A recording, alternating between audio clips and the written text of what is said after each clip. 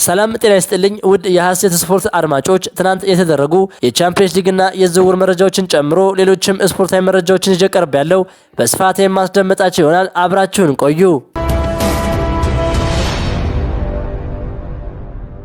ምንም እንኳን ቡድናቸው ሽንፈት ቢገጥመውም በጨዋታው ላይ የታየው እንቅስቃሴ በአብዛኛው ሚዛናዊና እጅግ የበረቱ ፉክክሮች የተስተዋሉበት ነበር ሲሉ የሊዝበን ዋና አሰልጣኝ ተናግረዋል።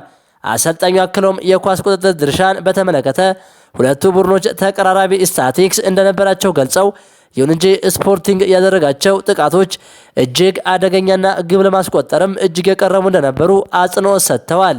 ውጤቱ እጅግ የሚያበሳጭ ነው። በዓለም ደረጃ ከሚጠቀስ ታላቅ ቡድን ጋር እንዲህ ያለ ድንቅ ጨዋታ ተጫውተን ውጤት ማጣት ብስጭት መፍጠሩ ተፈጥሯዊ ነው። ሙሉን 92 ደቂቃ ብንመለከት እኛ 3 ወይም 4 ግልጽ የግብ ዕድሎችን መፍጠር ችለን ነበር። እነርሱ ግን ከተሻረው ግብ ውጪ ምንም አይነት ሙከራ አልነበራቸውም። የጎደለን ነገር ቢኖር በግፊት ትንሽ ብልህ መሆን ብቻ ነበር። እግር ኳስ እንዲህ ነው። ሆኖም አንገታችንን ቀና አድርገን በቀጣይ ማለፍ እንደሚቻል አምነን እንቀጥላለን ሲሉ አስተያየታቸውን ሰጥተዋል።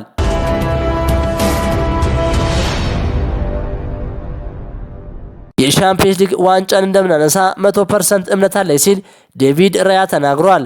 የአርሰናሉ ግብ ጠባቂ ዴቪድ ራያ ቡድኑ የቻምፒየንስ ሊግ ዋንጫ አሸናፊ መሆን እንደሚችል ያለውን ጽኑ እምነት ገልጿል። አርሰናል በቻምፒየንስ ሊግ የሩብ ፍጻሜ የመጀመሪያ ጨዋታ ስፖርቲንግ ሊዝበንን 1-0 በረታበት ጨዋታ ላይ ራያ የጨዋታው ኮከብ ተብሏል። ዋንጫውን ማንሳት እንደምንችል 100% አምናለሁ፣ ካላመንንማ ማሸነፍ አንችልም ሲል ራያ በልበ ሙሉነት ተናግሯል። ሆኖም ጉዟቸው በእያንዳንዱ ጨዋታ ላይ ትኩረት በማድረግ ደረጃ በደረጃ መሆን እንዳለበት አሳስቧል። ቡድኑ ካለፉት 2 ሽንፈቶች ትምህርት ወስዶ በስነ ልቦና ጠንክሮ መመለሱ ለድል አስፈላጊ እንደነበር ራያ አብራርቷል።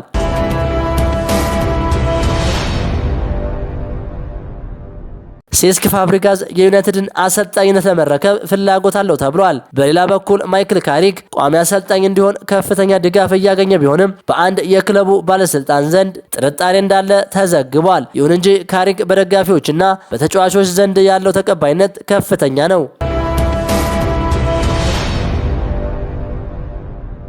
ማንቸስተር ዩናይትድ የቪያሪያሉን አማካኝ ፔፔ ጉዬ በ45 ሚሊዮን ዩሮ የውል ማፍረሻ ለመውሰድ ተዘጋጅቷል። ኖቲንግሃም ፎረስት ለኤሌት አንደርሰን ከ100 እስከ 120 ሚሊዮን ፓውንድ ይፈልጋሉ መባሉን ተከትሎ ለማንቸስተር ዩናይትድ እጅግ የተጋነነ ዋጋ ሆኖባቸዋል። ተጫዋቹ በማንቸስተር ሲቲ እና በማንቸስተር ዩናይትድ መካከል ከፍተኛ ፉክክር የተፈጠረ ሲሆን ማንቸስተር ሲቲ የ65 ሚሊዮን ፓውንድ ጥያቄ አቅርቧልም ተብሏል።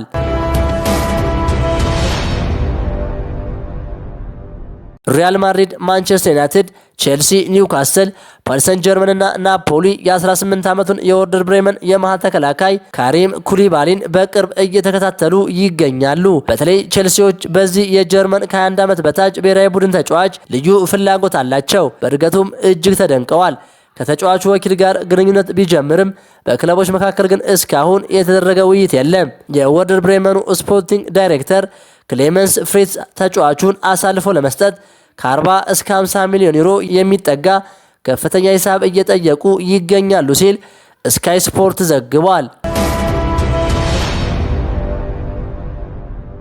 በሚቀጥለው የውድድር ዘመን ከእንግሊዝ ፕሪሚየር ሊግ 5 ቡድኖች በቻምፒየንስ ሊግ እንደሚሳተፉ በይፋ ተረጋግጧል። ይህ ማለት 5ኛ ደረጃ ይዞ ማጠናቀቅ ለቻምፒየንስ ሊግ ያለፈውን እድል ያሰፋዋል። ማንቸስተር ዩናይትድ፣ አስቶን ቪላ፣ ሊቨርፑልና ቼልሲ ሁሉም በቀጣይ ዓመት በቻምፒየንስ ሊግ የመሳተፍ እድላቸው ሰፍቶላቸዋል።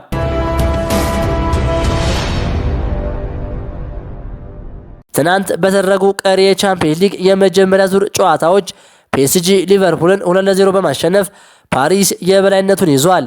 ፒኤስጂ በፓሪክ ደ ፕሬንስ ባሳየው የተደራጀ ብቃት ትልቅ ብልጫ ይዞ ወጥቷል። ኪቪቻ እጅግ ድንቅ በሆነ ብቃት በ65ኛው ደቂቃ ላይ ያስቆጠራት ጎል የሊቨርፑልን መከላከል ሰብሮታል። የአርነ ስሎት ቡድን የድካም መንፈስ ይታይበት እንደነበር በጨዋታው ላይ ያሳዩት እንቅስቃሴ ይናገራል።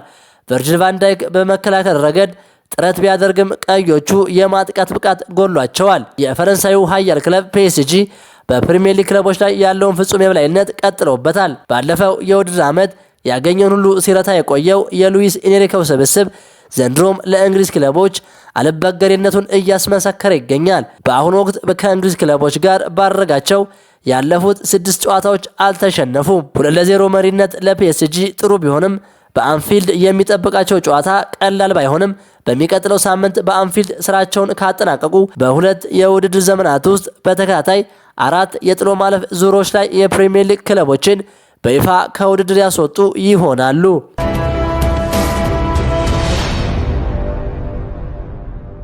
ሌላው ሁለቱን የስፔን ተወካዮችን ያገናኘው ጨዋታ ደግሞ ባርሴሎና በአትሌቲኮ ማድሪድ 2-0 በሆነ ውጤት ተሸንፈዋል። በካምፕኑ በተደረገው የሁለቱ የስፔን ክለቦች ፍልሚያ አትሌቲኮዎች በለመዱት ጠንካራ የመከላከል ብቃት የባርሴሎናን ደጋፊዎች ዝም አሰኝተዋል። ባርሴሎና የአትሌቲኮ ማድሪድን ጠንካራ የመከላከል ስትራቴጂ መስበር ባለመቻሉ ተቀጥቷል። አንቷን ግሬዝማን በቀድሞ ክለቡ ላይ በድጋሚ ጎል በማስቆጠር ክሊኒካል ብቃቱን አሳይቷል። የአንሲ ፍሊክ ስብስብ ምንም አይነት አዲስ የጨዋታ መንገድ ማምጣት አልቻለም።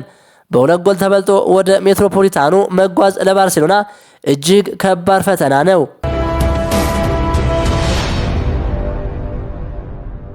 ክቡራን የሐሴት ስፖርት አድማጮች የዛሬው የስፖርት መረጃችን ይህንን ይመስል ነበር። ሐሳባችሁን በኮሜንት አጋሩኝ።